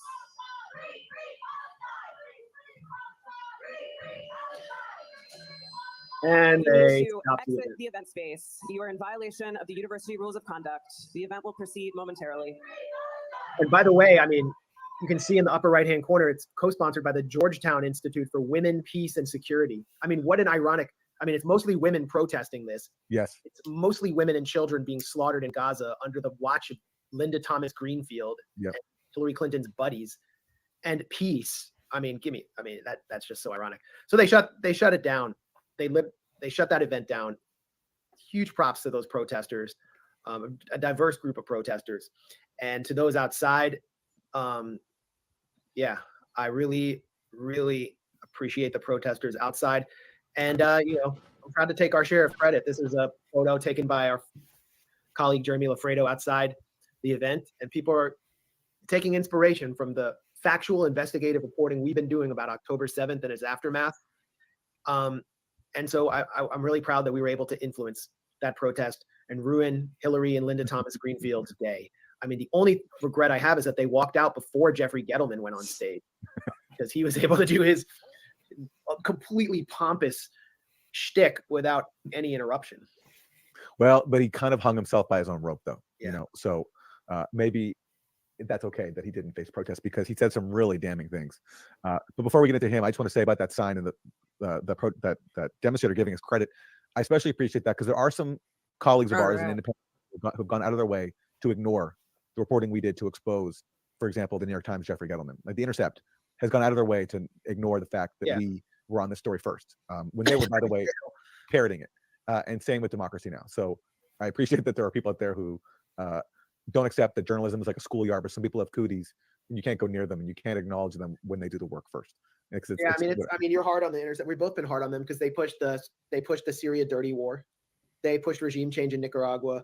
They pushed like all kinds of, like, they pushed leaks, probably like Western intelligence leaks to denigrate Iran, portray Iran as like this malign force. And, you know, they've just been pretty pathetic on, and now they're going hard in the paint for Palestine. They're fundraising off of it. And, you know, they're basically, now that it's safe, they're now starting to call out a lot of the October 7th deceptions as though they're the first ones to do it. Yeah. I mean, I'm not crediting Mondoweiss or EI either, Intifada, Electronic Intifada either. Yeah. So, you know, that's just whack.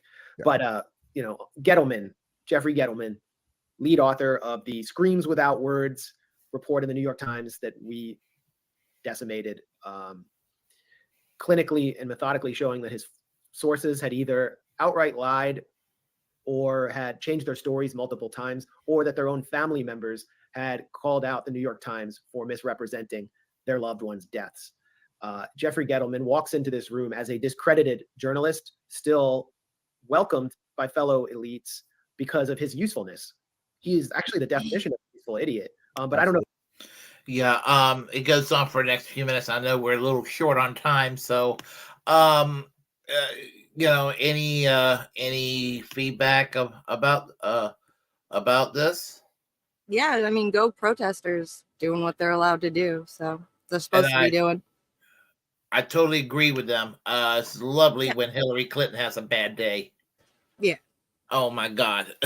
You know, when Yep. she has a horrible day, it makes me happy. Yep. So yeah. I know she's probably getting paid a buttload of money to be there and speak, so might as well make it a little bit rough for her, make her work for it. Yeah, feel no pity for those who have wealth and privilege, and I can't think of anybody who has more wealth and privilege than Hillary Clinton. She's right up there, you know. Yeah. You know, when she ran for president and lost, everybody was acting like she was a victim. I'm like, they're worth $250 million. Nobody with $250 million is any kind of fucking victim. I don't care who you are. If you got $250 million, you're not a victim. Right. So Agreed. yeah. So anyhow, yeah. I mean, I'm glad that these protests are taking place, and there would have been a time that even though right now the media will still try to paint these folks as fringe or extreme, probably slightly less so than maybe 15 or 20 years ago.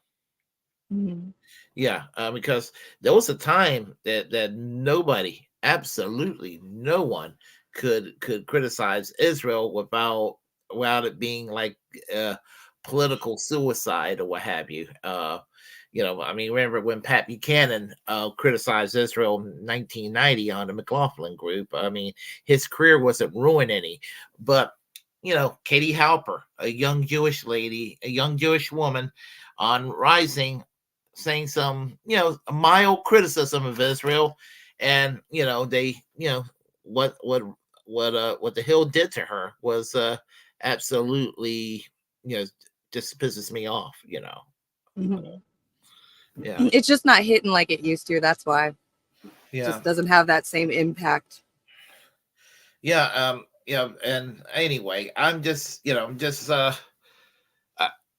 mean, you want to know something funny? Ben Shapiro was getting upset that about the Ukraine funding, because the Ukraine funding, I believe there was also no funding, or maybe not enough funding for Israel, or something like that. It was something along those lines. I'm trying to remember how that went, and he was getting like really upset over that. And just like Hillary Clinton, when Ben Shapiro is having a bad day, it makes me happy. So. Good to know. Yeah. So anyway, any plans this weekend for you? Is there Tomorrow night I'm doing the secret show with Warren, so we'll be doing that tomorrow. I don't know if it's gonna be at midnight Eastern anymore now that he's on Chicago time. So yeah, I'm not sure what time we're gonna be doing it at. Yeah, Scary. yeah, I thought about that. Yeah, it just thought about it, thinking he's Central Time now, so is it still midnight East? I still think about that once it's on. When there's an announcement it's going to be on. So yeah. Yep. Soon enough, Warren's only gonna give us like his time, like his release of his videos in Central Time, so we all have to figure it out on our own. Problem with having such a large country, you have to figure it out. Like when I advertise Braggland, so I make sure everybody knows 2:00 Pacific Standard Time, 5:00 Eastern Standard Time, and Yep. Everybody forgets about the Central. They're like, yeah, it's like the middle child. Just completely forget about him. But now Yeah. that Warren's in that time zone, he's gonna forget about the East and Pacific Coast time. He's just gonna give us the Central Time and be like, y'all figure it out now. Fuck all of you. Yeah, sometimes you have to figure it out. When I set up interviews with people from across the country, I have to figure out the time zone and do a little quick math in my head. It's like, show up at this time, and same thing when I interview people from across the pond. So interviewing two people from across the pond, I have to really, really rack my brains out about the time zone to make sure that we were, in sync. Yep. The little Google search, it's taken care of. So, anyhow, Okay, so he says it's midnight Eastern, so it's still gonna be the same time, which is good. Okay. Well, let's see. I choked on my own spit there for a second. Sorry about that. Oh, that's all right. All right. Well, I should be streaming on and off throughout the week. I'm going to try to do a kind of like a schedule eventually, so I don't get everybody by surprise. So it's something I have to work on. So yeah. Constantly. So anyway, everyone, be sure to if you like what you heard, please press like and comment. If you disagree, we'll have a conversation. Feel free to share the content on this channel. As the First Amendment absolutist, it's my duty to inform you to create your own platform and utilize it because we are the muckrakers of our time. Subscribe. Free Assange, free Palestine, free Yes. healthcare for all, and free speech. There we go. Thank you everybody for coming in. All of you guys holding it down in the Twitch chat, and in the YouTube chat.